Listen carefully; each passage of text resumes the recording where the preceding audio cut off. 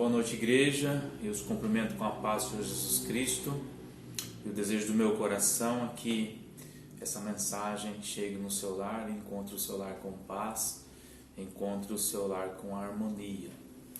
Eu tenho feito palavras para as quintas-feiras e tenho falado bastante de questões espirituais, de fé, de perseverança, de convicção.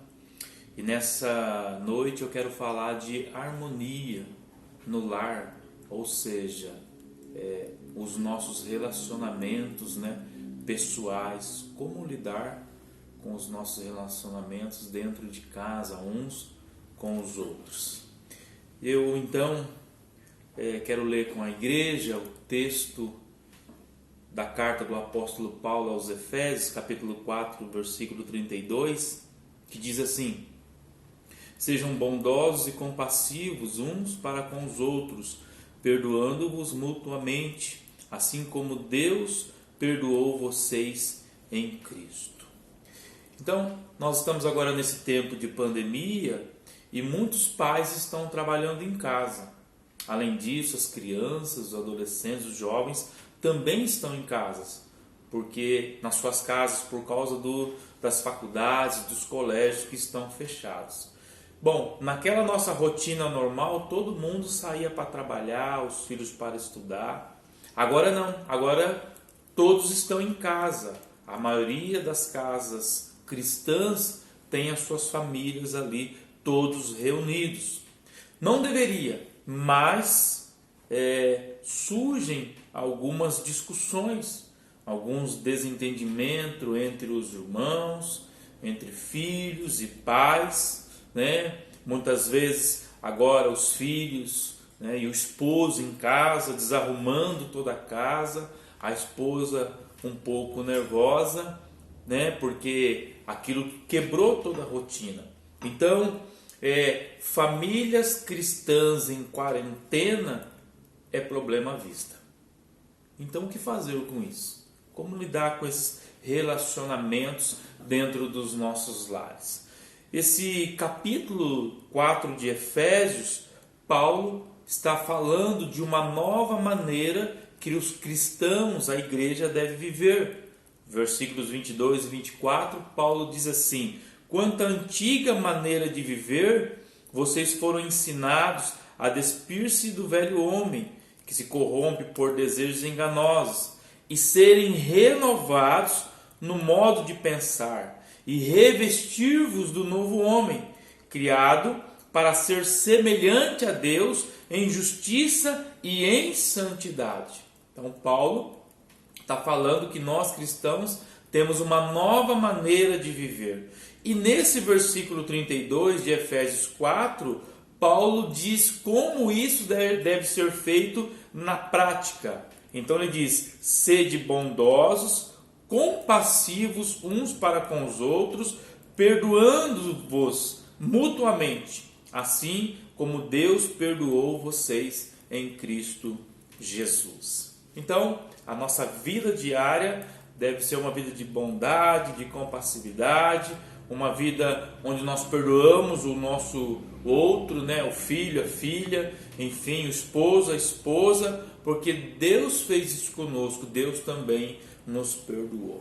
Então, nessa noite eu quero compartilhar com a igreja 3 conselhos para que esse tempo de pandemia, onde nós todos estamos nas nossas casas, seja um tempo harmonioso, uma casa cheia de paz, uma casa cheia de alegria, uma casa feliz. Primeiro conselho: organize o seu tempo. Então, nesse ponto eu quero falar um pouco mais para os jovens, os adolescentes, aqueles que estudam, tá certo? Bom, as escolas estão fechadas, as faculdades estão fechadas, mas isto não impede os alunos de estudar, principalmente aqueles que estão concluindo aí o ensino médio e vão fazer vestibulares, vão fazer o Enem e tudo mais, tá certo? Então, nós vamos entender que no Enem, vestibular, somente os melhores passam. Enquanto muitas vezes na pandemia os jovens ficam assistindo filmes, conectado na internet, na caixinha do nada, o seu concorrente está estudando. O mundo está caminhando, as pessoas estão correndo atrás. Então, organizar o tempo não é você deixar de fazer coisas legais. Ver um bom filme, quem sabe assistir lá um show de música gospel, não sei o que o jovem gosta, mas não é você deixar de fazer coisas que você gosta somente para estudar. Não, é você se organizar durante o dia para que você tenha esse tempo de estudo. Porque hoje vocês estão na casa dos seus pais, né? Mas amanhã vocês vão casar, vocês vão ter o lar de vocês e vocês precisam se preparar para isso. Então, não fique esperando o pai e a mãe mandar você estudar, certo? Um jovem cristão deve ser natural a questão do estudo. Isso acontece naturalmente. Então, aproveite esse tempo de pandemia, prepare-se para a vida, organize o seu tempo, corra atrás dos seus sonhos e dos seus ideais. Lembre-se disso. Não é uma pressão psicológica, mas lembre-se disso. O seu concorrente, certamente, ele está correndo atrás. Ok? Também, você jovem, você precisa pensar nas questões espirituais. Então, aproveite esse tempo para orar mais, para ler a Bíblia, né? Aproveite esse tempo para ter um tempo na presença de Deus, para estreitar o relacionamento com o Espírito Santo. Você precisa disso na sua vida. Porque se você entrar numa faculdade com a fé fraca, provavelmente você vai se desviar dos caminhos do Senhor. Então você precisa ser um jovem convicto da sua fé. Você precisa ser um jovem que não se deixa levar pela multidão. A sua fé, aquilo que está no seu coração, nada e ninguém pode roubar. Então se prepara, você que vai fazer o Enem, você que vai fazer o vestibular, se prepare espiritualmente também, faça a sua parte, porque o Espírito Santo vai te ajudar não só a ser aprovado, mas ele vai te ajudar caminhando contigo em todo esse tempo, porque você vai se deparar com filosofias, com estudos que negam a Deus e que colocam em xeque, né, a fé de vocês. Então, aproveite esse tempo para ler a Bíblia, para ter um tempo com o Senhor, para edificar a sua fé na rocha que é Jesus de Nazaré. Ok? Segundo conselho, então, para toda a família, é o controle com as suas palavras. Tá certo? Sempre na família há aquele que não tem o controle nas suas palavras. Pronto. A coisa, né, já pegou fogo. A briga na certa. Então, o descontrole nas palavras traz muita confusão para toda a família. Se naquele momento de desentendimento, alguém ficou bravo, alguém aumentou o tom da voz, o que você vai fazer? Você vai fazer o contrário. Você vai falar baixo. Não suba o tom da sua voz para responder quem quer que seja. Esposa, esposa, esposa, esposo, filhos aos pais, irmãos com irmãos, né? Não suba o tom de voz. O versículo 27 de Efésios 4 diz: não deis lugar ao diabo. Quando nós, nos nossos relacionamentos familiares, nós somos confrontados e nós erguemos a voz, nós vamos para o plano da discussão, nós estamos dando lugar para o diabo trazer confusão dentro dos nossos lares. Então, a questão do relacionamento também é algo tremendo para a nossa família. Provérbios capítulo 15, o verso 1 diz assim: a resposta calma desvia a fúria, mas a palavra ríspida desperta a ira. Então, nós não podemos subir no nível da discussão. Quando alguém sobe, né, a panela de pressão ferve, você tem que ficar com a sua destampada para que ela não venha ferver e a harmonia no lar fique perfeito. Tá bom? Porque a casa do cristão não pode ser aquela gritaria, né? Guarda isso no coração.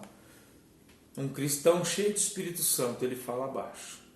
uma das características do Espírito Santo em nós é nós falarmos baixo. É nós, quando confrontados, não aceitar afronta. Né? Quando formos afrontados, não aceitarmos a afronta. O cristão cheio do Espírito Santo, ele tem esse domínio próprio. Porque é muito ruim, né? Aquela casa de cristão que o vizinho do outro lado da rua está ouvindo a gritaria, está ouvindo aquele pampeiro, né? Briga, discussão, muito ruim, né?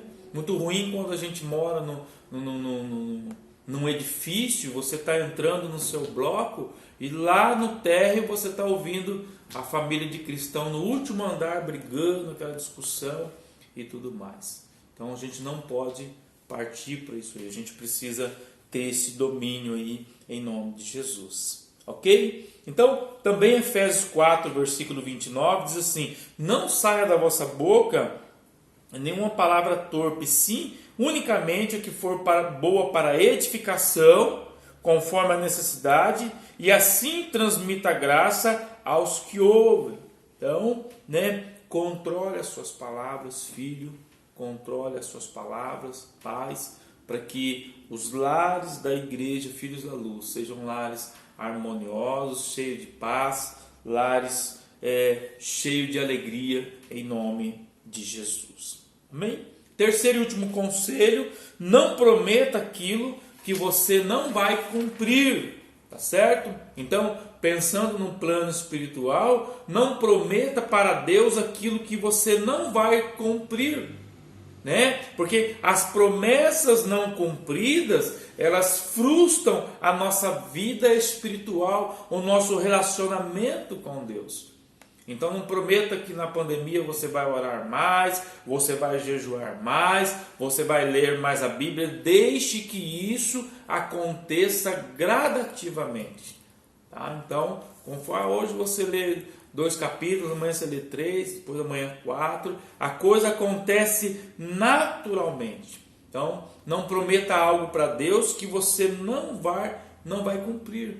A gente precisa pensar em fazer promessas para Deus, né? Deus, Ele é todo poderoso. A gente tem que pensar para chegar na presença dEle com certas promessas. Eclesiastes 5:2 diz assim: não te precipites com a tua boca, nem no teu coração se apresse a pronunciar palavra alguma diante de Deus. Deus está nos céus e tu na terra, pelo que sejam poucas as suas palavras. Esse mesmo texto de Eclesiastes, capítulo 5, agora também o verso 5 diz assim: melhor é que não votes do que se votar e você não pagar. Então, não fique prometendo para Deus algo que você não vai cumprir. No plano familiar também, tá certo? Não prometa para a sua família aquilo que você não vai cumprir. Porque as promessas não cumpridas dentro de casa, elas geram dissabores, discussões, desentendimentos, né? Corações feridos, tristes. Então, você, filho e filha, não prometa para a mãe que você vai limpar toda a casa e lavar a louça se você não vai cumprir. Tá certo? Você, marido, também não prometa para tua esposa que você vai consertar aquela torneira que faz 6 meses que está pingando. Não prometa. Melhor ela ficar pingando lá do que você prometer, né? E você não arrumar aquela torneira que faz 6 meses que está pingando. Porque tua esposa vai chegar para você e vai dizer: que isso, irmão? Né? Então não prometa coisas que você não vai cumprir. Pais, vocês também não prometam para os seus filhos coisas que estão fora do orçamento financeiro, orçamento doméstico da sua casa. Não faça isso, porque as promessas dos pais para com os filhos não cumpridas trazem traumas, principalmente para as crianças, e geram jovens e adolescentes inseguros. Então, a gente tem que pensar antes de falar, para que a nossa casa não fique uma casa desarmoniosa nesse tempo de pandemia. Olha o que o Senhor Jesus falou em Mateus capítulo 5, versículo 37.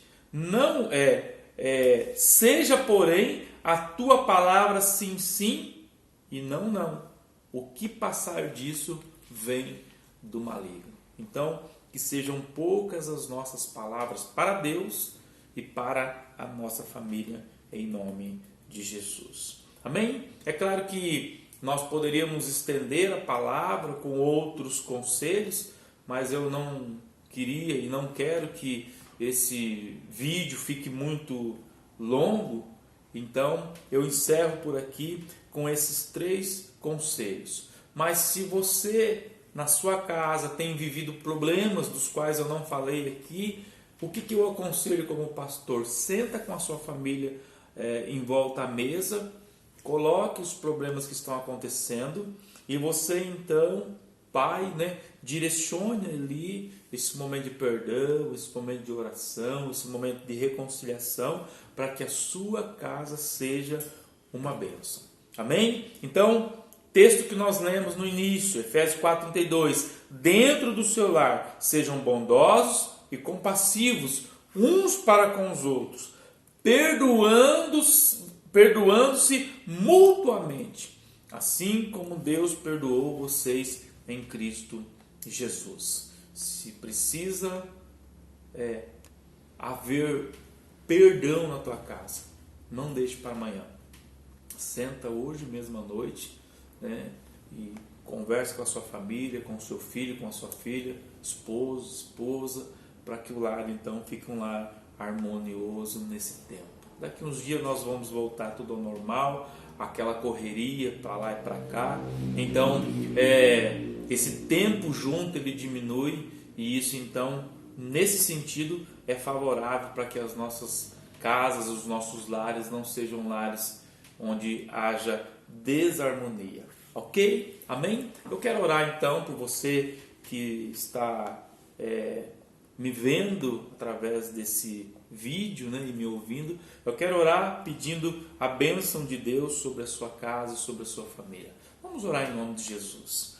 Amado Deus, eterno Pai, eu quero agora colocar as famílias da Igreja Filhos da Luz diante do Senhor, pedindo a tua bênção, pedindo a tua paz, pedindo, ó Deus, que seja ministrado o perdão, pedindo, ó Deus, que haja, ó Deus, um bate-papo entre a família para acertar aquilo que está em desacordo, que em nome de Jesus os lares dessa igreja sejam lares, ó Deus, cheios de felicidade, lares alegres, famílias harmoniosas, famílias que se amem, em nome de Jesus Cristo de Nazaré. Que não haja briga, que não haja discussão, que não haja desentendimento, pelo contrário, que o meu irmão ou minha irmã sinta prazer nesse tempo em que o Senhor reservou, para que estejamos todos em família, no nome de Jesus. Que cada um cumpra o seu papel